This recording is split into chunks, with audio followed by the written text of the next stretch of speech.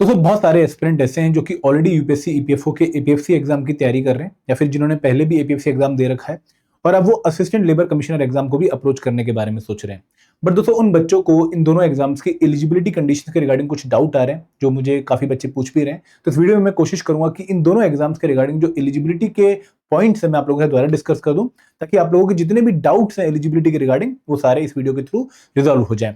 But दोस्तों आगे बढ़ने से पहले मैं आप लोगों से रिक्वेस्ट करूंगा कि अगर आप लोग यूपीएससी ईपीएफओ के एपीएफसी एग्जाम की तैयारी करने के बारे में सोच रहे हैं और आप एडुटैप का कोई कोर्स परचेज करना चाहते हैं जो कि आपकी एएलसी एग्जाम की तैयारी में भी हेल्प कर सकता है, तो आप कोर्स परचेज करने से पहले एक बार डेमो ले लीजिए ताकि आप एक डिसीजन ले पाए कि भाई हमारा कोर्स अच्छा है या नहीं है, हमारा कोर्स एपीएफसी एग्जाम की हर रिक्वायरमेंट पूरी कर रहा है या नहीं कर रहा है, और जो डिलीवरेबल है क्या वो क्वालिटी है या नहीं है। तो अगर आप ये डेमो लेना चाहते हैं कोर्स परचेज करने से पहले तो आप ₹1 पे करके हमारे 48 घंटे के कोर्स का डेमो ले सकते हैं। और दूसरे डेमो में एनरोल करने के लिए आपको जो लिंक है वो वीडियो के डिस्क्रिप्शन में मिल जाएगा। अब हम बात करने वाले हैं हमारे आज की वीडियो की, जिसके 3 एजेंडा हैं। पहला एजेंडा क्या है कि हम एक बार दोबारा से एपीएफसी एग्जाम की एलिजिबिलिटी को गो थ्रू करेंगे ताकि अगर किसी के मन में थोड़ा सा भी डाउट है तो वो क्लियर हो जाए। फिर हम असिस्टेंट लेबर कमिश्नर एग्जाम की एलिजिबिलिटी की जो है डिस्कस करेंगे ताकि आप लोगों को इन एग्जाम्स की एलिजिबिलिटी भी पता लग जाए। और फिर हम देखेंगे भाई जो इम्पैक्ट है एक पर्टिकुलर पॉइंट का डिप्लोमा इन सर्टेन कोर्सेज वो क्या है इन दोनों एग्जाम्स पे, क्योंकि बहुत सारे बच्चे पूछते हैं कि सर डिप्लोमा ना होने से क्या हम एपीएफसी एग्जाम के लिए अप्लाई नहीं कर पाएंगे। तो यहां पर हम उस पॉइंट को क्लियर करेंगे, ठीक है। तो सबसे पहले हम स्टार्ट करते हैं एपीएफसी एग्जाम के एलिजिबिलिटी क्राइटेरिया से। और जब भी मैं एलिजिबिलिटी की बात करता हूं तो हम सबसे पहले बात करते हैं एज क्वालिफिकेशन की कि भाई एज कितनी होनी चाहिए इस एग्जाम को फॉर्म फिल करने के लिए, एपीएफसी एग्जाम का फॉर्म फिल करने के लिए। तो दोस्तों अगर आप जर्नल कैटेगरी से बिलोंग करते हो या फिर आप ईडब्ल्यूएस कैटेगरी से बिलोंग करते हो, अगर आप इन दो कैटेगरी से बिलोंग करते हो, general category and EWS category, तो यहां पर एपीएफसी एग्जाम में इन दोनों ही कैटेगरी या फिर किसी और भी कैटेगरी के लिए कोई मिनिमम एज लिमिट प्रिस्क्राइब नहीं करी गई है to fill the form for APFC exam. अब ध्यान से सुन लीजिए मेरी बात दोबारा से कि अगर मैं एपीएफसी एग्जाम की एज लिमिट की बात करूं तो एज लिमिट दो होती है, एक होती है मिनिमम एज लिमिट और दूसरी होती है मैक्सिमम एज लिमिट। तो minimum age limit APFC exam के लिए किसी भी कैटेगरी के लिए प्रिस्क्राइब नहीं करी गई है। तो यहां पर मिनिमम एज लिमिट के रिगार्डिंग इन्होंने कौन सा पॉइंट मेंशन कर दिया है, एजुकेशनल क्वालिफिकेशन, कि भाई अगर कोई बच्चा ग्रेजुएट है 16 साल का है अप्लाई कर सकता है, लेकिन अगर कोई बच्चा ग्रेजुएट नहीं है लेकिन फिर भी 25 साल का है तो वो अप्लाई नहीं कर सकता। तो यहां पर एजुकेशनल क्वालिफिकेशन विल डिसाइड कि आप फॉर्म फिल करेंगे या नहीं करेंगे अगर मैं मिनिमम एज लिमिट क्राइटेरिया को यहां पर डिस्कस करूं, क्योंकि इन्होंने एज सच कुछ भी क्राइटेरिया मेंशन नहीं करा है इन दी नोटिफिकेशन। बट दोस्तों अगर मैं मैक्सिमम एज लिमिट की बात करूं तो for APFC exam and for general category and EWS category the maximum age limit to apply for APFC exam is 35। अगर आप 35 के नहीं हुए हो एक पर्टिकुलर कट ऑफ डेट तक तो आप एपीएफसी एग्जाम का फॉर्म फिल कर सकते हो अगर आप अनरिजर्व या फिर ईडब्ल्यूएस कैटेगरी से बिलोंग करते हो। अब दोस्तों वो कट ऑफ डेट क्या है मैं भी आपको आगे बताने वाला हूं, लेकिन हम पहले और जो कैटेगरीज हैं उनके रिगार्डिंग एज लिमिट देख लेते हैं। तो अगर आप ओबीसी कैटेगरी से बिलोंग करते हैं, अदर बैकवर्ड क्लासेस से बिलोंग करते हैं, तो वहां पर आप लोगों को लगभग 3 साल की एज रिलैक्सेशन है, तो आप 38 की एज तक एपीएफसी एग्जाम के लिए अप्लाई कर सकते हैं। और यहाँ पर आप अगर नॉन क्रीमी लेयर से हैं तभी आपको ये रिजर्वेशन बेनिफिट मिलेगा। अगर आप एससी एसटी कैटेगरी से बिलोंग करते हैं तो आप लोगों को 5 साल की रिलैक्सेशन है, आप 40 साल की एज तक अप्लाई कर सकते हैं for the post of APFC. अगर आप ईपीएफओ एम्प्लॉई हैं, अगर आप सेंट्रल गवर्नमेंट एम्प्लॉई हैं तो आप लोगों को 5 साल की रिलैक्सेशन आप 40 साल की एज तक अप्लाई कर सकते हैं। और अगर आप फिजिकली हैंडिकैप्ड कैटेगरी से बिलोंग करते हैं तो आप 45 की एज तक अप्लाई कर सकते हैं। एंड दोस्तों यहाँ पर अगर आप दो पर्टिकुलर कैटेगरी से बिलोंग कर जाते हैं सेम टाइम पर तो आपको क्यूमुलेटिव एडवांटेज देखने को मिलेगा। फॉर एग्जाम्पल अगर आप ओबीसी भी हैं और फिजिकली हैंडिकैप्ड भी है तो आपको 13 साल का एज रिलैक्सेशन मिलेगा, ठीक है। अगर आप एससी भी हैं और फिजिकली हैंडिकैप्ड भी हैं तो आपको 15 साल का एज रिलैक्सेशन मिलेगा। तो यहाँ पर ये क्यूमुलेटिव रिलैक्सेशन भी है आप लोगों के लिए। तो age limit for general category and EWS category is 35, for OBC is 38, for SC ST central government employ EPFO employ is 40 and for physically handicapped category it is 45। Clear है। अब दोस्तों अगर मैं कट ऑफ डेट की बात करूं तो किस पर्टिकुलर डेट पर चेक होगा कि आप 35 के हो गए हैं या फिर अभी नहीं हुए हैं। वो कट ऑफ डेट होती है last date of filling of application form. जिस साइकिल में भी एग्जाम होगा जब नोटिफिकेशन आएगी तो नोटिफिकेशन के बाद आपको कुछ पर्टिकुलर डेज दिए जाएंगे फॉर्म फिल करने के लिए। फॉर एग्जांपल अगर मान लो नोटिफिकेशन 20 जुलाई को आ जाती है तो 20 जुलाई से लगभग 3 हफ्ते का टाइम जो है यूपीएससी देता है आप लोगों को एपीएफसी एग्जाम के फॉर्म फिल करने के लिए। तो ये 3 हफ्ते कितने हो गए, 10 अगस्त तक आपका लास्ट डेट हो गया। अगर मान लो नोटिफिकेशन 20 जुलाई को आता है तो last date of form filling क्या होगी, जनरली 10 अगस्त होगी। तो 10 अगस्त वाले दिन चेक करना होगा कि भाई आप कहां पर हो, आप 35 क्रॉस कर चुके हो या फिर 35 अभी क्रॉस नहीं करे हो।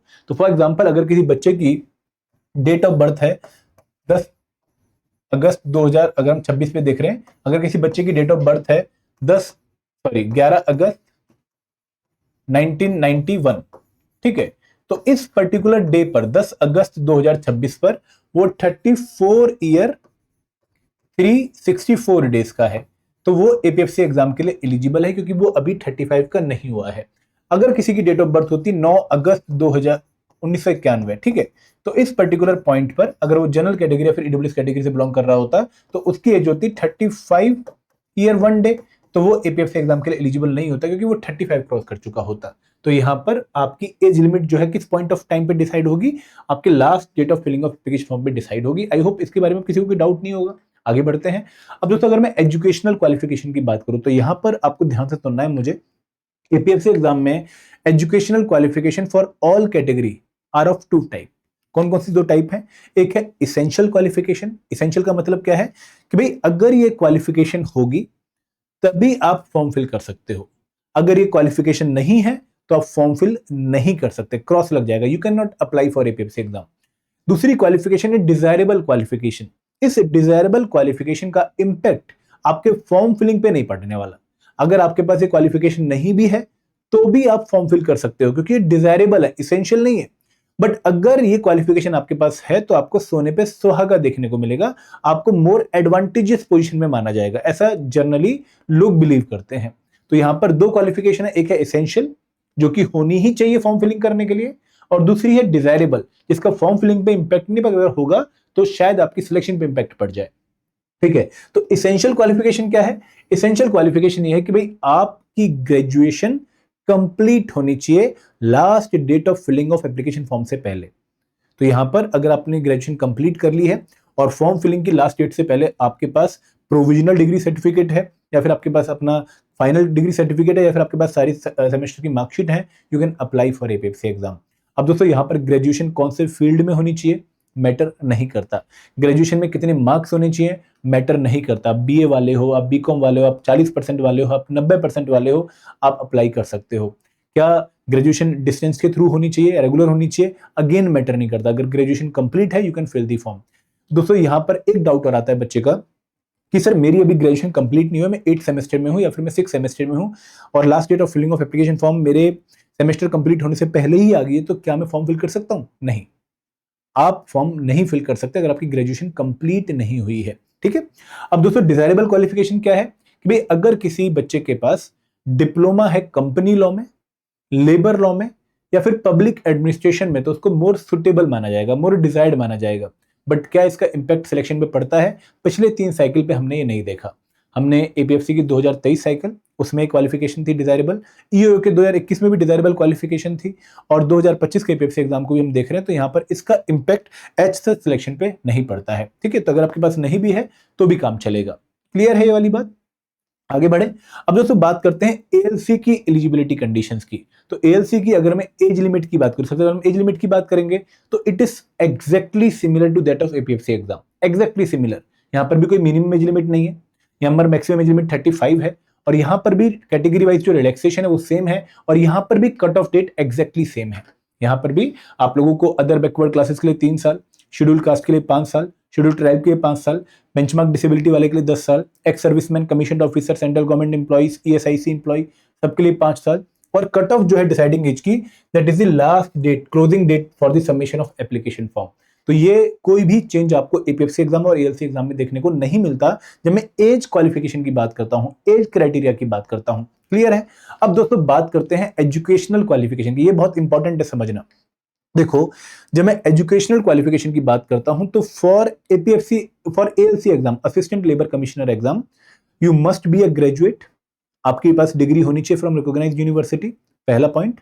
तो एपीएफसी एग्जाम में भी यही कंडीशन थी इसेंशियल फॉर्म फिल करने के लिए। बट दोस्तों यहां पर ये इसेंशियल कंडीशन है लेकिन इसके साथ एक और इसेंशियल कंडीशन है, समझ रहे हो? एपीएफसी एग्जाम में सिर्फ एक ही इसेंशियल कंडीशन थी कि ग्रेजुएट कैन अप्लाई, लेकिन यहां पर इस पर्टिकुलर कंडीशन के साथ साथ एक और इसेंशियल कंडीशन है। वो कंडीशन क्या है कि अगर किसी के पास डिप्लोमा है सोशल वर्क में लेबर वेलफेयर में, इंडस्ट्रियल रिलेशन में, पर्सनल मैनेजमेंट में और लेबर लॉ में, तभी आप फॉर्म फिल कर सकते हो। तो यहां पर ये डिजायरेबल क्वालिफिकेशन नहीं है, जैसे वहां पर थी company law, labour law, public administration, यहां पर ये इसेंशियल क्वालिफिकेशन ही है। तो ये होनी जरूरी है अगर आपने एएलसी एग्जाम का फॉर्म फिल करना है। क्लियर है? एपीएफसी एग्जाम में जरूरी नहीं थी डिप्लोमा की कंडीशन फॉर्म फिल करने के लिए, लेकिन यहां पर जरूरी है। डिजायरेबल क्या है यहां पर, कि अगर किसी बच्चे के पास डिप्लोमा या डिग्री इन लॉ है तो उसको डिजायर्ड माना जाएगा।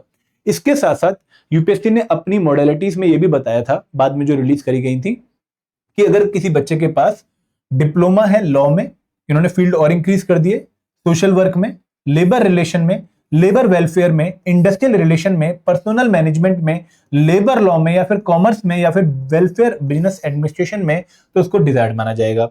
अगर किसी बच्चे के पास ये सब्जेक्ट भी है, कॉमर्स का हो गया, ठीक है, या फिर ह्यूमन रिसोर्स मैनेजमेंट का हो गया, या फिर लॉ की डिग्री है, एलएलबी वगैरह, बीकॉम वगैरह कर रखी है, they can apply for ALC exam, assistant labour commissioner exam. तो इन्होंने इसका जो दायरा था, जो नोटिफिकेशन में कंडीशन मेंशन कर रखी थी, इसको और वाइड कर दिया। अब जैसे वाइड क्यों हुआ, आपको ये भी समझना पड़ेगा।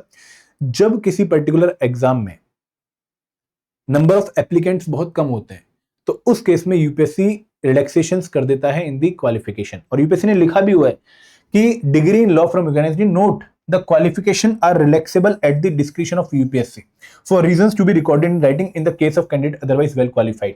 तो अगर मान लो नंबर ऑफ एप्लीकेंट बहुत कम है, लेकिन कैंडिडेट बहुत क्वालिटी का है, उसके पास वो डिजायर्ड नॉलेज है जो चाहिए हो सकती है इस एग्जाम को या फिर इस पर्टिकुलर जॉब को परस्यू करने के लिए, तो उसको रिलैक्स कर सकता है यूपीएससी। और यूपीएससी ने बाद में इसको रिलैक्स किया भी, बहुत सारे और लोगों को भी इंक्लूड कर लिया जो कि इस पर्टिकुलर कंडीशन में मेंशन नहीं थे। तो यहां पर आपने समझना क्या है कि भाई आपके पास एक डिप्लोमा है तभी आप फॉर्म फिल कर सकते हैं, लेकिन अगर डिप्लोमा नहीं भी है और कुछ पर्टिकुलर और फील्ड्स में आपके पास चीजें हैं, तो you can apply for ALC exam. ये चीजें क्या है मैं आपको दोबारा से रिपीट कर देता हूं। अगर आपने अपने ग्रेजुएशन में या फिर पोस्ट ग्रेजुएशन में कॉमर्स, लॉ या फिर एचआरएम, ह्यूमन रिसोर्स मैनेजमेंट पढ़ रखा है, तो आप एपीएफसी एग्जाम के लिए एएलसी एग्जाम के लिए अप्लाई कर सकते हैं।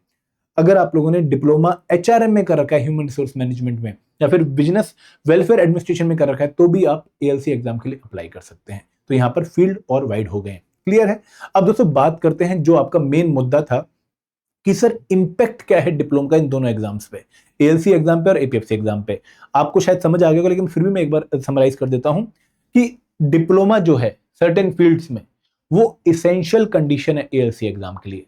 मतलब असिस्टेंट लेबर कमिश्नर एग्जाम में अगर आपने अप्लाई करना है, आपने फॉर्म फिल भी करना है, तो आपके पास एक कंडीशन डिप्लोमा वाली या फिर जो सर्टेन फील्ड्स में आपके पोस्ट ग्रेजुएशन या फिर ग्रेजुएशन के सब्जेक्ट होने चाहिए, कॉमर्स, एचआरएम या फिर आपका तीसरा था लॉ, तो आप अप्लाई कर पाएंगे। अदरवाइज आप अप्लाई कर ही नहीं सकते। तो diploma is the must condition, होनी ही चाहिए फॉर्म फिल करने के लिए।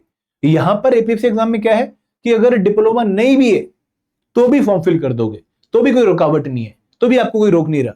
तो यहां पर यह बात समझनी बहुत जरूरी है कि एपीएफसी एग्जाम के लिए डिप्लोमा नहीं चाहिए। मैं दोबारा से रीट्रेट करता हूं, एपीएफसी एग्जाम के लिए डिप्लोमा नहीं चाहिए, आपको एएलसी एग्जाम के लिए डिप्लोमा चाहिए अगर आपके पास ग्रेजुएशन में कॉमर्स, लॉ या फिर एचआरएम नहीं है। क्लियर है? यहां पे इसको समराइज कर देते हैं। तो आई होप आपको ये सारी चीजें क्लियर हो गई होंगी। एज लिमिट में एपीएफसी और एएलसी में कोई भी डिफरेंस नहीं है। एजुकेशनल क्वालिफिकेशन में जो डिफरेंस है मैंने आपको क्लियरली हाईलाइट कर दिया है। अब आपके मन में अगर कोई शंका है तो कमेंट बॉक्स आपके पास है, आप वहां पर मेंशन कर सकते हैं, बट मुझे नहीं लगता कि किसी बच्चे को डाउट होगा। अब दोस्तों अगर आप इन दोनों एग्जाम्स की प्रिपरेशन कोर्स के थ्रू करना चाहते हैं तो एडुटेप ने आपके लिए 3 different courses for APFC exam already launch कर रखे हैं। आपको मास्टर कोर्स दिख जाएगा जो कि कंप्लीट कोर्स है for all the component of APFC exam. आपको स्पेशल सब्जेक्ट कोर्स दिख जाएगा जो कि उन बच्चों के लिए जिन्होंने यूपीएससी एग्जाम की तैयारी कर रखी है, जिनको जीएस कंपोनेंट के लिए वीडियोस वगैरह नहीं चाहिए, सिर्फ स्पेशल कंपोनेंट्स के लिए वीडियोस, नोट्स और क्विज चाहिए, तो आप उसमें आ सकते हैं। और टेस्ट सीरीज जिसने एक बार तैयारी कर ली है तो इन कोर्स में अगर आप एनरोल करना चाहते हो तो लिंक आपको वीडियो के डिस्क्रिप्शन में मिल जाएगा, और हमारी वेबसाइट पे आकर आप इन कोर्सेज पे अट्रैक्टिव डिस्काउंट भी देख सकते हैं। और दोस्तों सेम कोर्स आपको एएलसी एग्जाम की प्रिपरेशन में भी हेल्प कर सकता है। ठीक है, this is all from my side. Thank you very much. जय हिंद, जय भारत।